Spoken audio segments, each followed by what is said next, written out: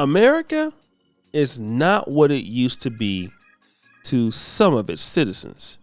I believe last year you had the most American citizens ever give up their citizenship. And in this year, you have more Americans applying for passports than ever before.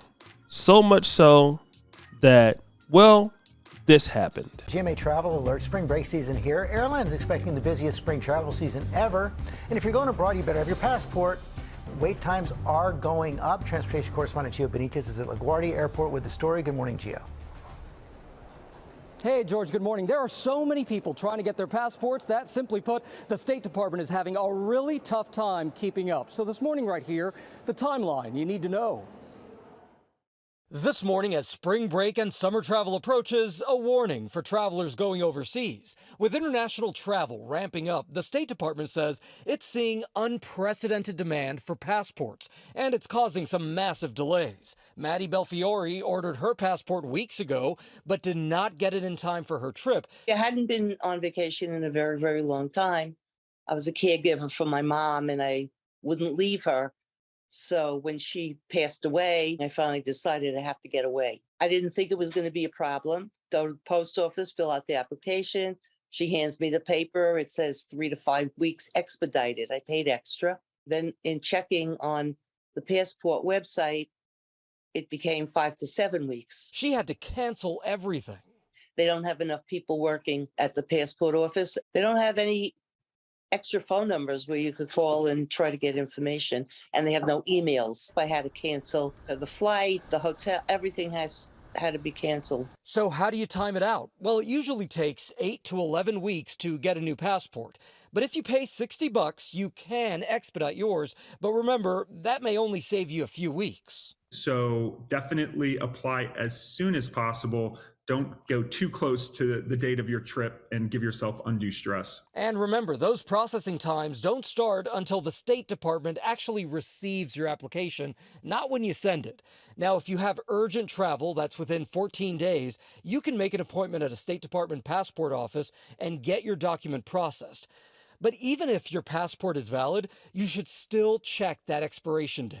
Look at your passport and see when it expires. Many countries won't let you in unless you have 6 months or more valid. And the next thing is, even if your passport is valid, make sure you have enough open pages. If it's a full passport, some countries require entire open pages. And we should tell you, the State Department tells us that it has increased staffing and that it's working to hire some more employees to keep up with all of this demand. But guys, at the end of the day, just get that request in early. That's what you've got to do. Great advice, Gio Benitez, as always. Thank you. So as we saw in that particular clip, that was, just a clip about Americans in general. Had nothing to do with Passport Bros. But it does show something. Americans want to travel more, even though inflation is up, things are more expensive. I think what Americans are trying to do is find some options, but not just Americans in general. What about Passport Bros in particular? And I want to play this clip of Austin Holloman because this makes some sense. Guys, I don't talk about the United States like that anymore, but I did have this thought. The amount of pressure that somebody my age is under, and there's nothing wrong with bettering yourself, but the amount of pressure you have to better yourself to get somebody that you want in the States is ridiculous. That's why I tell dudes to come to places, second and third world countries where 50 grand a year, 30 grand a year, it's worth a hell of a lot more. It's worth gold in a lot of other countries. I remember when I was 20 years old, I had this one chick I had met, and I forgot how we got into this disagreement, but she was like, oh, I have dudes that take me on trips and take me on shopping sprees, this and that, and can you compete with it? Before I said, I was like, damn, that's what, and this is back to the old and young argument. I'm like, this chick is my age she was dealing with older dudes in their 40s, and that's what you had to compete with? Man, go overseas where you can get what you want and you don't have to be ashamed. Now, guys, the reason why I'm playing that is because when we talk about the Passport Bros, people are trying to get out of America for many different things and reasons. most people, I believe, that want to leave the United States or look for a place elsewhere, they're looking for a higher quality of life. And that can be predicted overseas. Now, most Americans are working from home now, in comparison to years past. So if you don't have to go into the office, and I know several Americans living in Africa working overseas, you can still get US dollars and pay rent in local currency. Food is less expensive, right? But not only that, you know, like for example, I have a chef that comes every day. I have a maid that comes in. I have a lot of different things that I wouldn't have had in America. I have a driver, right? This is kind of customary for most middle class people in Africa. But also for men, the opportunities to date, mate, and actually be out of a feminist environment. Now, Austin Holloman said something that was so true. He said, if you make $30,000 to $50,000 a year, you are in the top 1% of men in the world. And what you're also seeing because of the dating problems in America, guys can't really match on Tinder. Guys are being told that they're worthless. Guys are also trying to see what they can do overseas too. See, there are many reasons why folks are leaving the United States, but that's a big reason. Guys actually feel that they have a chance overseas.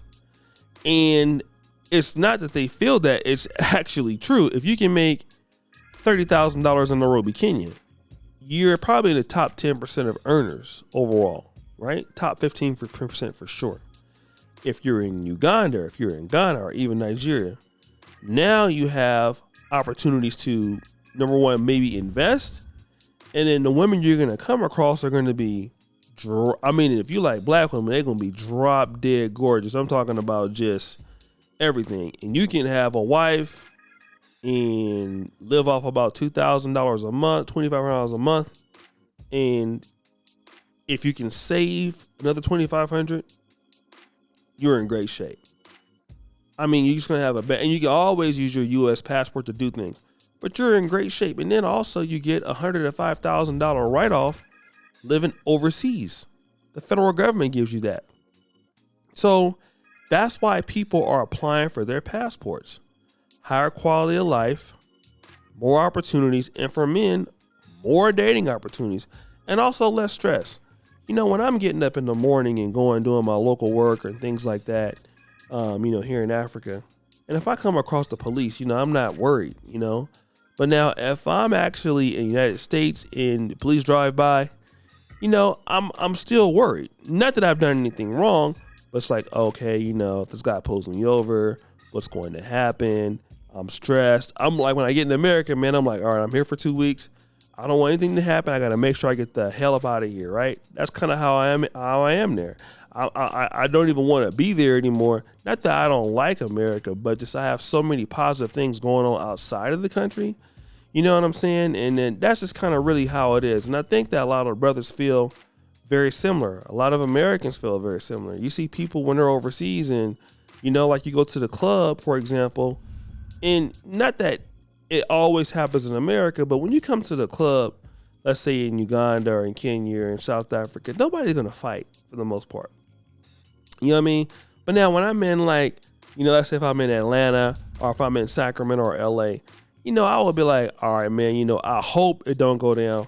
But, I can very easily see it going down. You know what I'm saying? Somebody step on somebody's shoes, somebody start fighting, somebody do whatever, right?